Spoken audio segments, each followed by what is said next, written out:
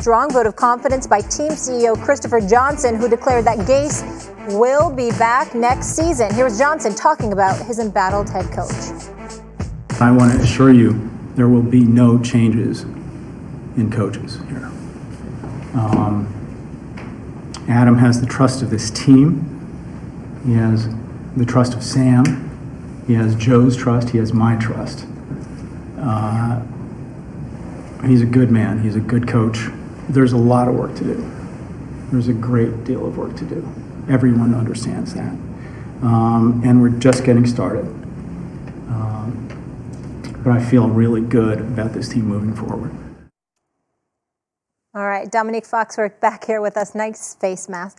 The Jets aren't the only team in New York struggling right now. I think that's why part of the reason Max is looking at me sideways. Your team, our team, also is. So who's on the hotter seat right now in New York? Is it Gase or Shurmur? It's probably Gase, but it should be Shurmur. And there's a very simple reason for this.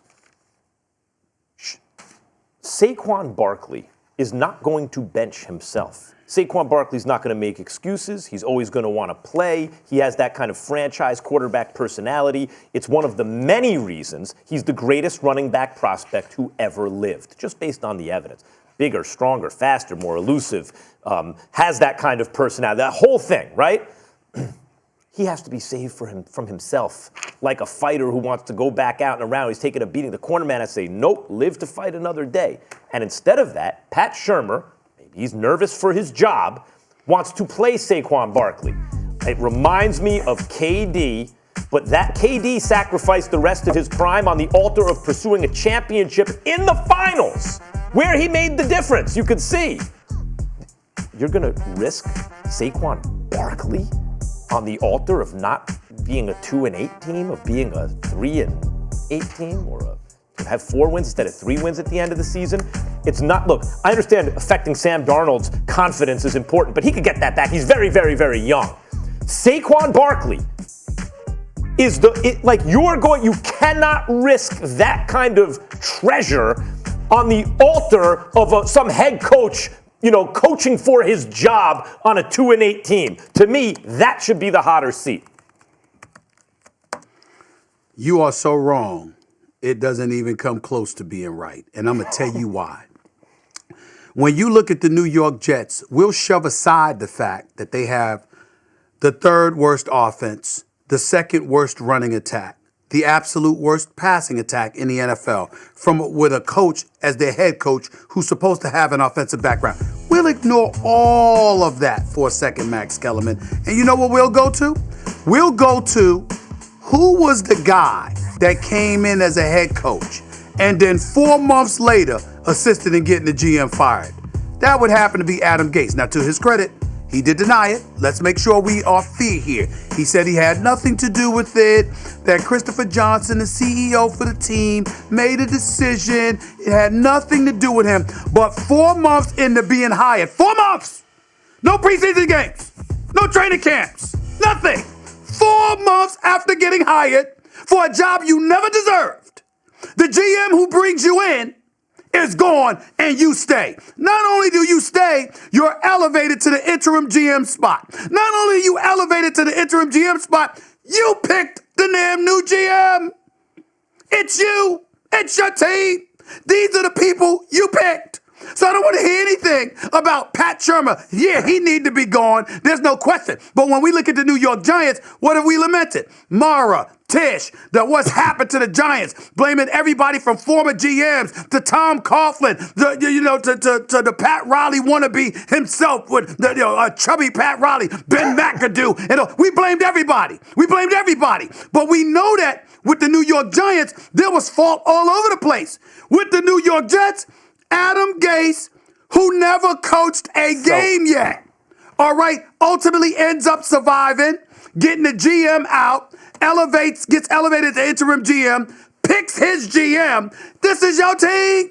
Yeah, so this Gase is your team. There's no question it's Adam Gase. Gase is in his first year at coach, and I understand all that. I agree that maybe he did not deserve this job, but whatever they saw in him and decided to give him his job, it hasn't been enough time to disprove it. And your point about the GM being pushed out, it's in part because he was not putting the type of players on the team that Gase wanted. Gase and Joe Douglas, the current GM, haven't even had an offseason together yet. Like, I feel like it's impossible to fairly evaluate Gase up until this point. His starting quarterback had mono for much of the season. They've had a ton of injuries. It's hard to argue that he's had a fair shake to evaluate whether he's a good coach or not. Maybe you think that he wasn't a good coach to start, but whatever they saw, whatever the Johnsons saw in him, it's still there and it hasn't been disproven yet. And the Pat Shurmur point, like, they are further along in this process. They've had 2 disappointing seasons based on their expectations alone. Like, we all thought that they should have packed it in, but whoever's making the decisions there thought that they should have won last year. They should have been in the playoffs last year, and then again thought they should have been in playoff contention this year, and that is falling short. So, to your point about Saquon, I disagree with you there. Maybe this is a whole nother debate.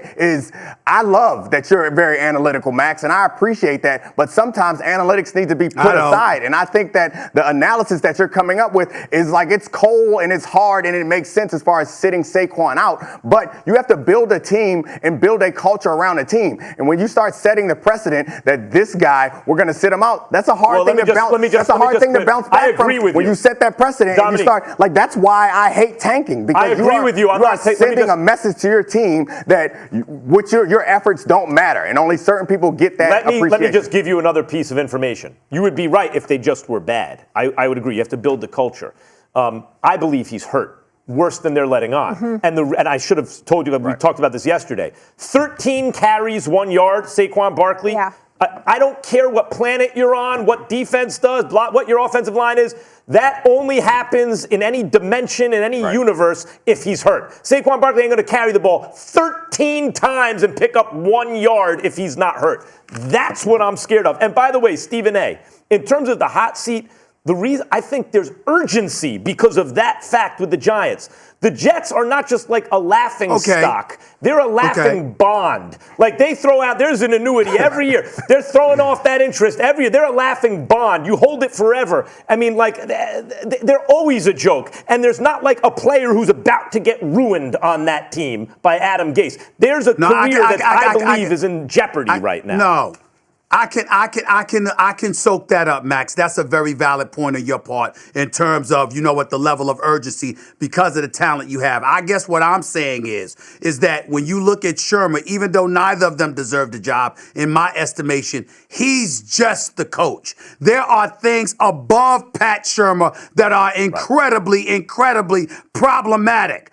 I can attach every damn problem with the New York Jets right now to Adam Gase. Not to sit up there and applaud Christopher Johnson in any way, but I'm saying everything. Because remember, this is in May that McCagnon is gone. This is in May that Adam Gase was the interim GM. So right there, you still got time to acquire players, Dominique. You're still formulating a roster. You're still going to have OTAs and training camp.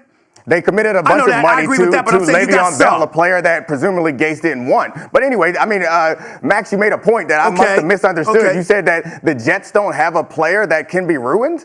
Like, he's 22. What does that mean? There have been plenty of quarterbacks that have been ruined because their rookie contract didn't work out the way it was supposed to, in part because of the circumstances and context around them. Yes. Sam Darnold can certainly be ruined. He is worse this year than he was last year, and Adam Gase was expressly brought in because they thought they had something in Sam Darnold, and they thought that Adam Gase was going to take him to the next level. Now, you can explain that away a number of different reasons, but you certainly can't say that there's no player there that he can ruin. You're right. I should clean that up. I mean, there's not like an urgency in terms of his physical ability to play going forward on the line.